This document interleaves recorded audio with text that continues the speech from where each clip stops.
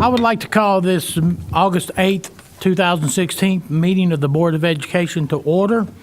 Before we get started, I would like, starting from my right, I would like for each board member to introduce themselves.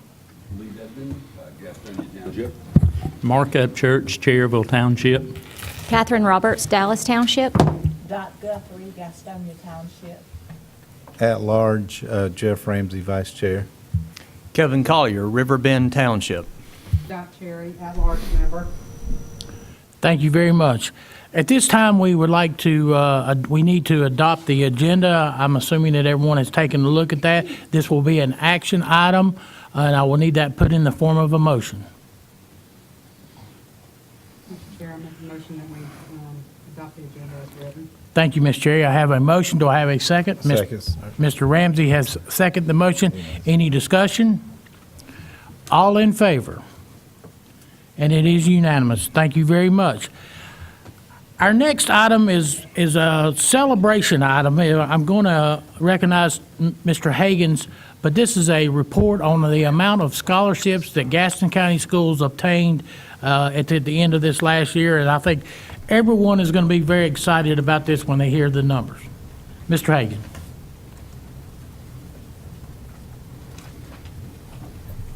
Thank you, Chairman Lutz. Good evening, Vice Chairman Ramsey, members of the board, and Superintendent Booker. It is a pleasure to share some good news with you tonight, and the good news that I am referring to is the scholarship report for the Gaston County Schools class of 2016. We have said it before, and we will say it again. There is one word to describe the seniors in the class of 2016, and that word is outstanding. Our seniors excelled in all areas: academics, athletics, fine arts, and extracurricular programs, and they captured prestigious awards and honors in all of these areas. It is a pleasure to report tonight to the Board of Education and to our school system and the community that the Gaston County Schools class of 2016 was offered more than $53 million in scholarship money from the most prestigious colleges and universities in our state and across the country. $53 million is an incredible total for our 11 high schools, and we believe that is a record amount for a graduating class. Nearly 1,400 scholarships were offered to the class of 2016. 1,392 is the number, and of those scholarships, 96 of them were valued at $100,000 or greater. And there were more than 170 colleges and universities that presented scholarships to our seniors. The scholarships are categorized as academic merit scholarships, and we had more than 1,300 of those, and we had 60 scholarships that were for athletics.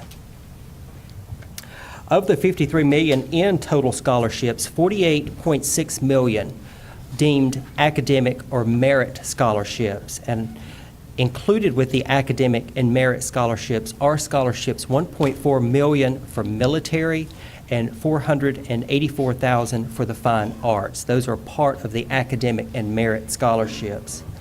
And for athletics, $4.4 million in athletic scholarships to give you the total $53 million. A few highlights from our scholarship report.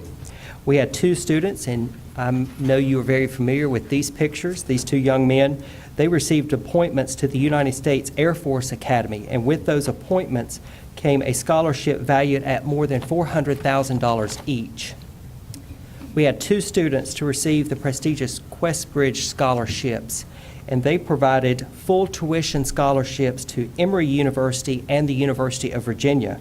Each of those scholarships valued at more than $250,000. And we had students chosen for the North Carolina State University Park Scholars and the UNC Charlotte Levine Scholars programs. And those students received full tuition scholarships that included many academic, extracurricular, and study abroad enrichment opportunities. As I mentioned earlier, more than 170 colleges and schools in North Carolina and across the country offered scholarships to our students. We cannot mention them all, but in the report that you have in front of you, you see a list of 30 schools, and those schools are chosen randomly to show you the schools that are close to home and some of the schools that are far away all of these schools wanted our students. And obviously, schools use scholarships as a recruiting tool, and it is great to see the variety of colleges and universities that took an interest in students from Gaston County schools. Also, we like to take a look at the top schools by number of scholarships presented to our seniors. The report you have includes a list of schools that offered at least 20 scholarships. A few highlights from those schools: Gardner-Webb University offered 83 scholarships. We had 75 scholarships offered from Lenore-Ryan University, 64 scholarships from Wingate University, 53 from Mars Hill University, and right on down the list, a number of scholarships presented from the universities.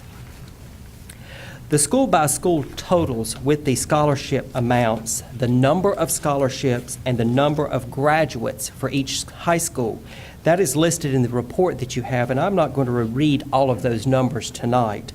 But I would like to point out that our scholarship totals for the high schools range from $371,952, and that's for the Gaston Early College, which is the smallest high school we have with 20 graduates, to $11 million, more than $11 million for Forest View High School, and that's one of the largest high schools we have with almost 300 graduates in that class. So you see the span of scholarship amount presented to each individual high school. So how do we compare? That's probably the biggest question that we ask. Last year, the class of 2015 was offered more than $45 million in scholarships. 5 years ago, our scholarship total, $38 million. And if you look back 10 years ago, $14 million.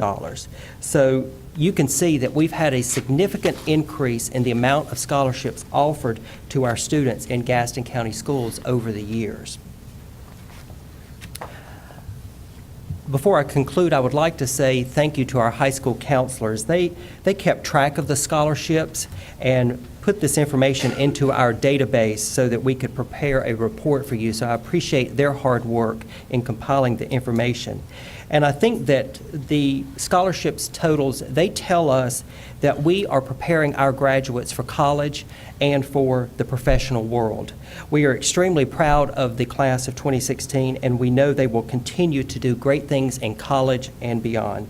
Thank you for giving me this opportunity to share good news about the scholarships for the class of 2016. Thank you, Mr. Hagan.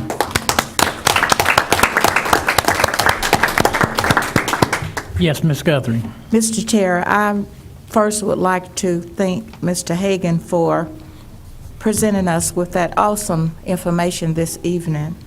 And I want to say that such an important announcement is reflective of the nurturing, caring, academic awareness of our educators, especially our school counselors, the teachers, parents, and community leaders. This is the type of information that we want to hear.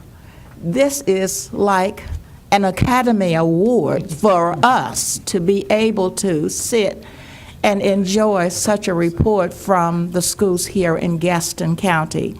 And as we look forward to a new school year, we know that School Counselors Month will be coming up soon. And I certainly think that that would be a very appropriate time for us to bring in our school counselors and say thank you for a job well done. Thank you. Thank you. Mr. Ramsey? Yeah, again, to just follow up with Doc, how proud we are. You know, our society today thinks public schools are bad, but I can tell you this is the best public school in the state of North Carolina. We're improving it every day.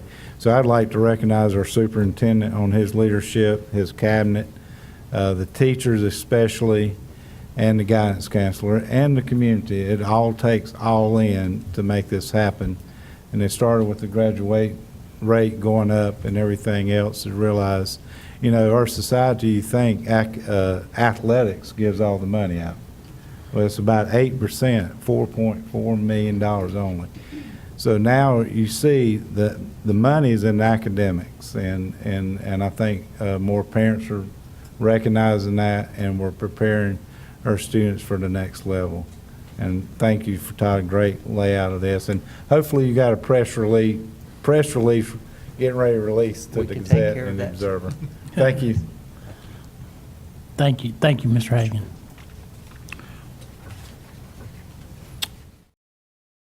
Our agenda is an update from Dr. Baltnight on our summer enrichment update.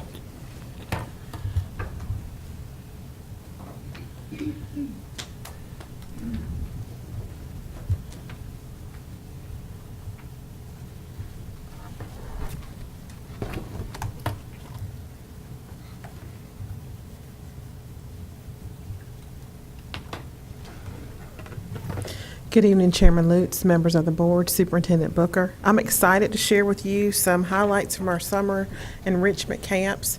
One of the things that you will see this year for the first time in quite some time, we have had K-12 summer enrichment opportunities throughout the district. Some of the numbers for some of our secondary camps aren't as high as we would have liked, but we think this is a good step in the right direction to bring those students back to our schools in the summer. I'll talk to you briefly in just a few minutes about a middle school camp that we offer for a week. And the kids were disappointed on Thursday because they thought it was a 2-week camp and they wanted to come back. But we had to beg them to come. But after they completed the week of camp, they enjoyed it. So we know our numbers will continue to increase. I'll first start with our elementary Read to Achieve summer camp.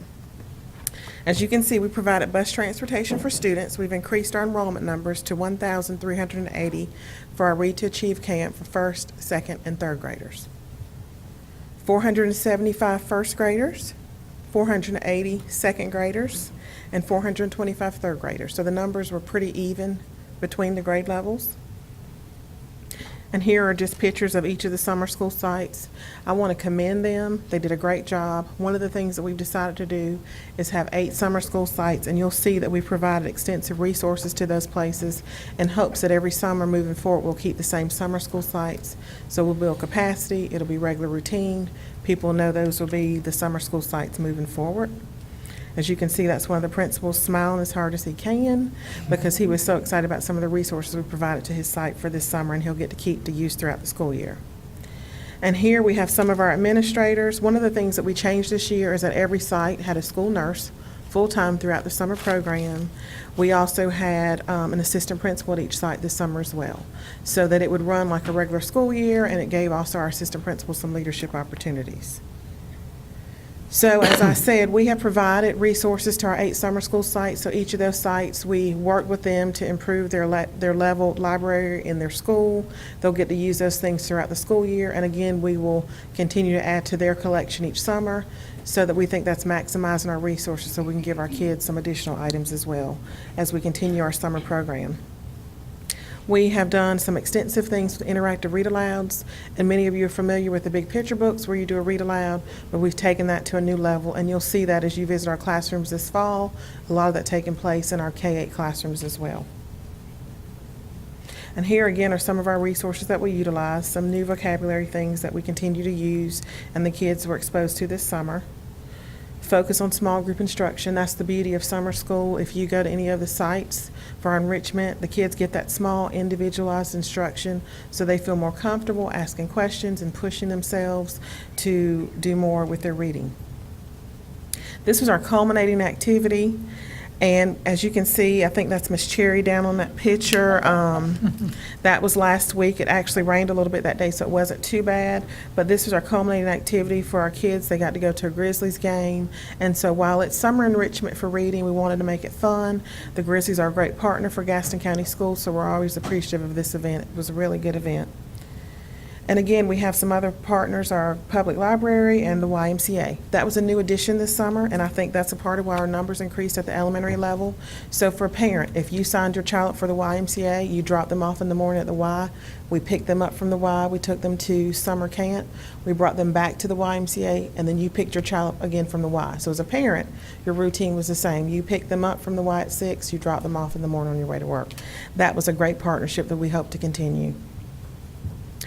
And as we have reflected on our previous years, I want just to share briefly with you some summer camp results, not from this past summer, but from a year ago. So kids that started in the 14-15 school year, where were they at the end of this school year with their summer camp results? And so you can see here, 93% of those students maintain their reading level throughout the school year after they had summer camp enrichment. 86% of students increased.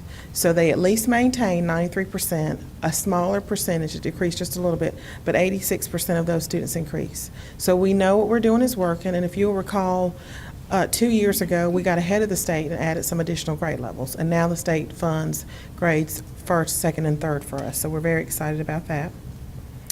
Magic of Math, and some of you will have an opportunity, if you have time, to come to our mini conferences on August the 23rd, and the concept or the theme for the middle school is Magic in the Middle.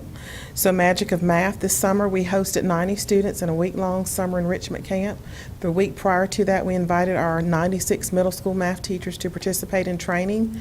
Out of the 96, 70 came. So we're very pleased. That's the first time that we've hosted a 2-week training for our teachers. Parents will be pleased that they will have resources and a new and different way to come home with students from middle school. We're very excited about that. So the teachers have been trained for 2 weeks. Those kids that participated in all of our middle schools are represented, also got to experience and be exposed to those resources this summer. So they were very excited. Again, remember I said those are the kids that want to stay another week, so we know we're on to something good. Minecraft, and I can speak about this personally, my own child loves this, but Minecraft Education Edition, we did some of this at our middle school enrichment camp at Cramerton. We had 19 students that participated. You've heard us talk about integrating some of this in our STEAM Academy, and so you're thinking, what can a video game do for our students? Well, it's real life building experiences for children. They're practicing ratio and proportion, so it's a great way for them to do math and they don't realize it. And then the visualization and reading comprehension. So when they're doing the gaming, they're doing some visualization there and also the ability to read and complex problem solving. So we've been very pleased with this. We know that we're moving in the right direction. Minecraft continues to come out with new additions for education, additional lesson plans for our teachers. We actually had one of these folks come to our committee meeting and they talked about how exciting it was and they want it to continue it, and we know that it'll grow. The word has gotten out. So we had a small number this summer, but we intend to offer that again next summer. Our high school writing camp. This is also very exciting for us. Students were able to do some essay writing to prepare for college, as Mr. Hagan's talked about with the scholarship opportunities. We think this is a great way to get a child off to a great start their junior and senior year. Practice interview skills that we were able to complete with them, and then college resume writing. Because believe it or not, a high school student needs a college resume. They need to show what they've done in their 4 years of high school to have a successful opportunity to apply for colleges that they're interested in and scholarships. Any questions about our summer enrichment opportunities? Dr. Bonnet, how many people wound up in the writing camp? We had 19 students in our writing camp and 18 in our Minecraft camp. Okay. And are there plans to make that larger next year? Yes, sir. Because high school kids really need that. Last summer, we had 14 students, and so we continue to look for different ways to get high school students to come in the summer. And that's something we will continue to work on. We promoted it to let parents know that we're also not just doing writing, but we're doing interview skills, the resume writing, and we hope to really launch a strong campaign starting in January of this year out to parents and work through our parent community partner and promote that more with our parents out in our churches and other places. Ms. Guthrie. I just want to commend Dr. Balknight and her staff for a wonderful summer of events. First of all, your math magic was an overflow because the children and parents in the community talked about the program at York Chester. Mm-hmm. Wonderful. Secondly, I think the old African proverb, it takes a village to raise a child. I was in a meeting with the director, Laura Morris, at the Gaston County Library last week, and she told me about her visit with one of her staff members to Lingerfeld and how they used music as a way to motivate or as a way of motivating the children in the summer program, and they were extremely pleased. And you talk about Minecraft. What an outstanding way to implement Bloom's taxonomy, and I said that before, because our children are mesmerized. They use those higher thinking skills, and they love it. Even the most reluctant student enjoy Minecraft. So We're just out there in the village doing what ought to be done in order to raise our students to academic standards, which will enhance the amount of scholarships that our students will get and those colleges that will find Gaston County on the map and want to visit our county. So thank you for a job well done. Thank you. Ms. Terry? I also want to commend you for working so closely with the Y. I heard a lot of comments about that collaboration, and it really helped the business, the people that work, because they were able to get their children there and not worry about them Right. because they were taken care of all day long. So I think that really helped our enrollment and It did. eased our parents' minds. So thank you for doing that. Yes, ma'am. Thank you. Any other questions? Dr. Bonite, we as a board would like to say thank you. We see these programs growing. We see it touching more and more children all the way up through the middle school and to the high school level each year, and it's exciting, and can't wait to see it continue. Thank you very much. Thank you very much. Our next item on the agenda is a Gaston County School budget update, and I'm going to ask Mr. Hoskins.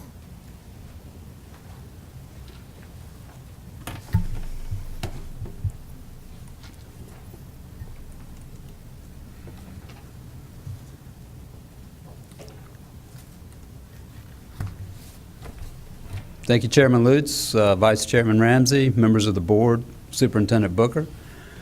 I'm here to hopefully present my last budget update before we actually approve the budget resolution. The last time we met was June 20th. A lot has happened since then. However, we are on pace with our budget calendar. The next meeting will be August 22nd, and that's when we will present the budget resolution for approval by this board. And since the June 20th meeting that we had on July 1st, the General Assembly did approve the state budget, and it was signed by the governor on July 14th. So that's what we'll focus on today. And keep in mind the state budget represents about 70% of our budget. So the first thing, the governor signed House Bill 30, which was the state budget, is about $22.3 billion, and about a 2.8% increase overall for the state. Public education, K-12, received an increase of about $314 million, which was 3.7% increase. So the state actually increased public funding for public education slightly more than the increase in the total budget for the state.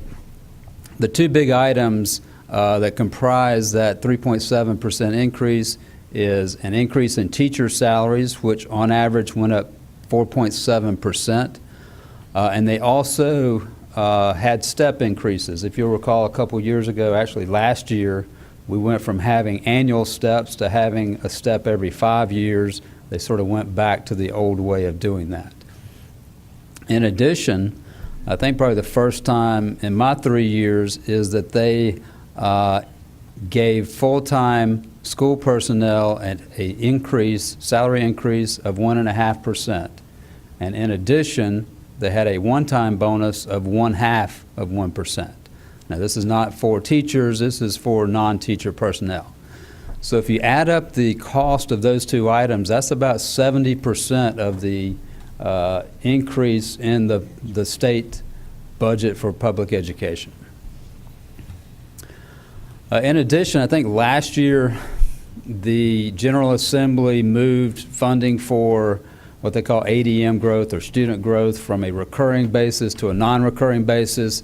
That raised a lot of concerns because people thought that the state was not going to fund anticipated growth in student populations across the state. Well, they have funded that, and that anticipated growth is just over 5,000 students statewide. Also, another thing that we talked a lot about last year was funding for driver's education. That has settled down. The General Assembly and the governor have funded driver's education from fines and forfeitures. It no longer comes through the public education budget, but it is fully funded, and hopefully that issue has been resolved for some time now. There was also a rather steep increase in employer-provided retirement health benefits and for all active employees. And we actually, when we did our budget, the DPI advised us to expect an increase about the same as last year. Well, it was quite a bit more than last year. In fact, you know, anytime the state increases the retirement benefits for state employees, we also have to bear that cost from a local perspective, and that's going to hit us for about $150,000. So that's money that we'll just have to find in our local budget. In addition, the budget includes a $10 million increase in our textbook funding, which is sorely needed, and also digital materials, which we seem to be trending more towards digital materials and less towards textbook funding. But both of those items have sort of been forgotten a little bit in the last couple budgets, and they're trying to make up for that a little bit this year. Also, we received about 11 or 12 additional teachers because they decreased the teacher-student ratio for first grade from 17 students per teacher to 16 students per teacher, which is a positive for us. However, another provision in the budget says that next year, the teacher allotment funding ratio for kindergarten through third grade has to be, we cannot exceed that at the school level. So what they do now is they have funding allotments for K through 12. And so we get 1,400 teachers. We allot those teachers as we feel best serves the needs of the students. Well, now they're saying, we believe, and we're going to have to do some additional digging into this, but now they're saying you got to carve out what we gave you for kindergarten through third grade, and you have to use those teachers just for kindergarten through third grade. So, you know, we have space issues that we need to look at with our elementary schools and see how that's going to be affected. So once we get the year started, we get our enrollment settled in, you know, obviously we have a new elementary school coming on board. All those factors will need to be factored into determining how that's going to affect us. They also expanded what's called opportunity scholarships by $10 million a year.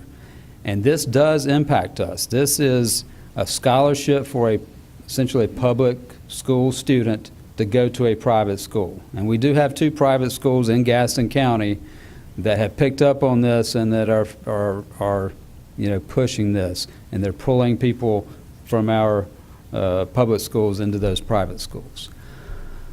Also, due to the decrease in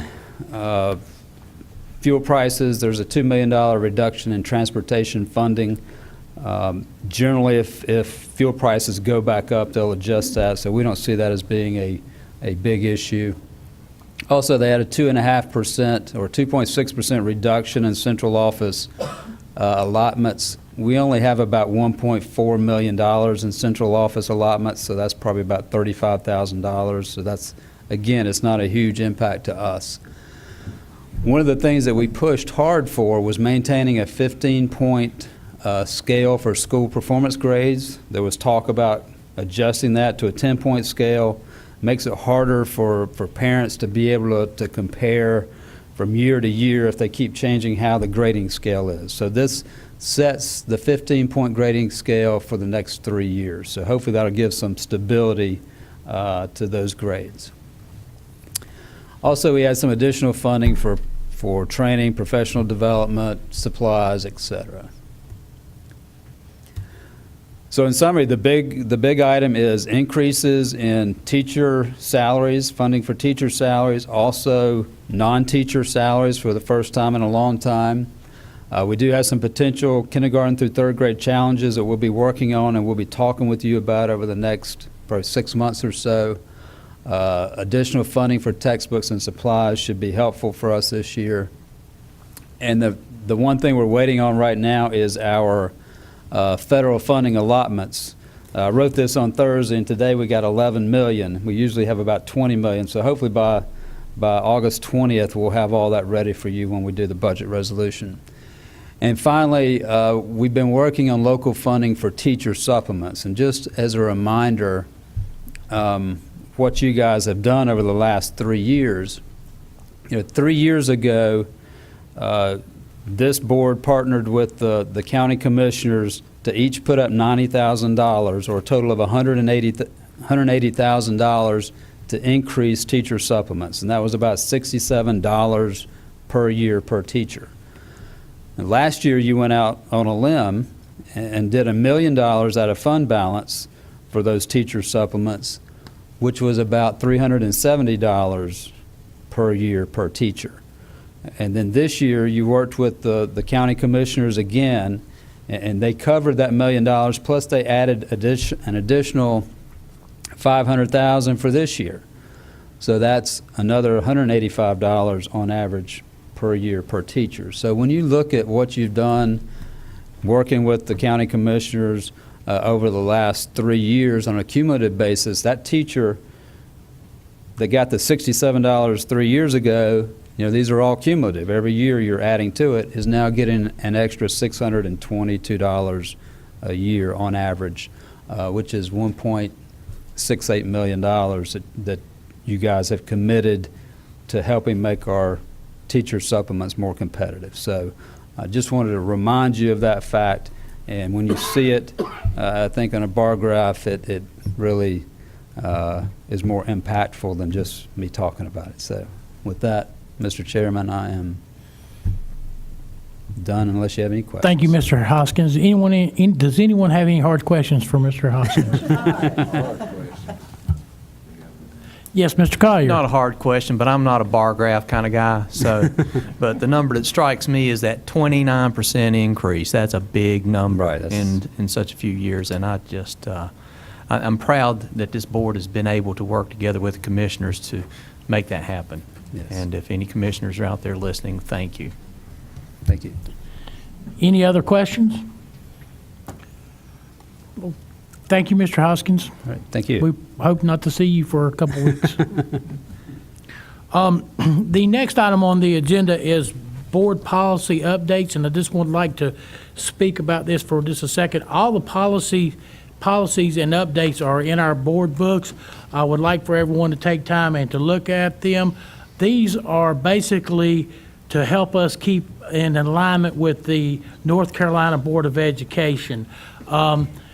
Take time and look at them. If you have questions, feel free to call Ms. McGraw. You can call Mr. Booker. You can call me, and then I'll tell you to call Mr. Booker or Ms. McGraw, or how you want to do it. But we'll have these on our agenda at our next regular meeting that we'll be needing some action on. But if anyone doesn't have any questions, we're going to move on to the committee reports. Our first committee report will be instructional committee, and I would like to recognize Ms. Roberts. Dr. Balknight was nice enough to cover most of what we went over in committee. There were a couple of things left that I can give you information on. On a side note, it is interesting to know that we have 14 foreign exchange students with us this year, so that's exciting. Mr. Chad Duncan went over our new concussion policy. It covers everyone K through 12, not just athletes, but any student with a concussion or a head injury. The new implementation is going in to all of our schools. Everyone's being trained on it. And on another side note, in Dr. Balknight's presentation, you probably noticed that there were a couple of camps that had low turnouts. We too noticed that and discussed that we need to get our dates out for these camps early. Even if all we have is a date by January, we discussed that. So parents can start making plans for vacations and can try to schedule their vacations around these summer enrichment programs that are greatly beneficial to our students. Thanks. Thank you very much, Ms. Roberts.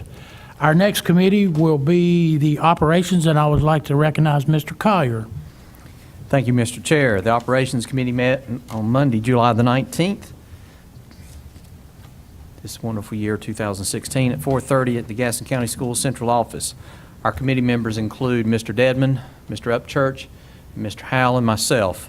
Present at the meeting were staff members, Mr. Gary Hoskins, Mr. Paul Williams, Mr. Sharon Philman, Mr. Morgan Houchard, and Mrs. Sierra Ray. Our agenda included the following items: updates on the summer feeding project. Gaston County Schools was serving 800 meals for breakfast and 2,000 meals for lunch a day during this project, which was incredible. We were floored by that and thrilled to hear that. The new elementary school construction project is well underway with the footprint and groundwork being completed and footings being poured. The new middle school construction in Stanley is making progress with a lot of earth being moved, and we had a very successful groundbreaking ceremony from some of the pictures, and that was very well attended by both board members and the community. It was an incredible turnout for as hot a day as that was. The other things we covered was an update on our township of grants and the projects that are all moving forward, and they're expected to be completed very soon. The committee was updated on the installation of new cameras in the middle and high school yellow buses. This is an incredible improvement of what we've had, and it's going to help tremendously in safety and security, and learned a lot about school bus cameras as children know which buses have them and which cameras work and where the blind spots are. At a very early age, they know where blind spots. There will be none with the new camera systems. So this is a great upgrade, and it's going to help our transportation tremendously. The committee was updated on and by the way, on the cameras, the old camera systems will be reinstalled on some of our white buses that do not have systems. So those camera systems that are being replaced will be used on buses that don't have them. We were given updates on the hiring process for bus drivers with regards to the streamlined approach of heavy advertising. This effort will help increase our number of bus drivers, and we're seeing an increase in interest already. Our next meeting is scheduled for September the 12th. At 4:30 at the Gaston County School Boardroom. If there's any questions, Mr. Chair, I'll be glad to entertain them right now. Thank you, Mr. Collier. Any questions for Mr. Collier? All right. Thank you, Mr. Collier, again. Thank you, Mr. Chair. Our next item on the agenda will be our consent agenda. This will be an action item. Everyone's had a chance to take a look at it. Then I will need that in the form of a motion also. Mr. Chair, I'd like to make a motion to Thank accept you. consent agenda. Thank you, Mr. Yes, Ramsey. yes. Mr. Ramsey has made a motion to accept the consent agenda. Do I have a second? Second. Miss, thank you, Doc, for giving me the second. All right, I have a motion and I have a second. Is there any discussion? Seeing no discussion, all in favor? And it is unanimous. All right, Mr. Booker. If I could just interrupt before we look at the closed session, I wanted to add a couple things while we're on TV so that we can let the public know. We have a great teaching and learning conference that was going on today and will be in full swing again tomorrow. And it is open to all educators in our community to be there and just engage in over 109 breakout sessions. We had a super keynote speaker today. We'll have another one tomorrow. And we just invite all educators to be there because we just want to enhance education. It's great to see our teachers turn out. And remember, folks, they're turning out on a volunteer basis. They're not compensated for that. And I know Mr. Dedman was with us this morning. That's what I wanted to say. I wanted to thank the teachers. I mean, it's amazing. There was about 600 there today, and there'll be 600 there tomorrow. For them to come out in the summertime, not even getting paid, really shows some dedication on their part. So, Yes, sir. kudos to our teachers. And also, I wanted to make sure for student registration, we are utilizing Forest Heights School for student registration. And so our schools will be directing folks there.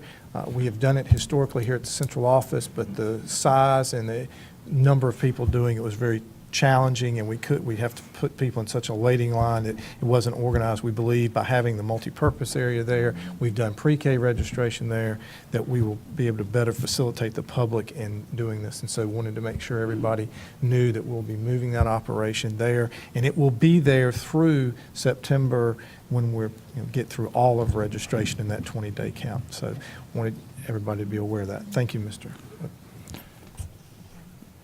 Collier. Mr. Chair, I'd like to make a motion to go into closed session under North Carolina General Statute 143-318.11, paragraph A6 for personnel. Thank you. I have a motion to go into closed section. Do I have a second? Second. Mr. Ramsey is second. All in favor? Okay, we're going into closed session.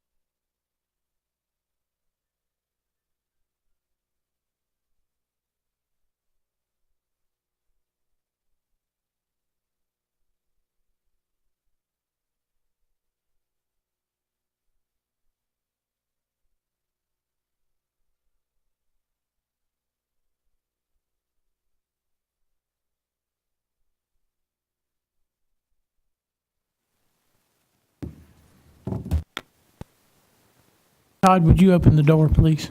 Thank you. Okay.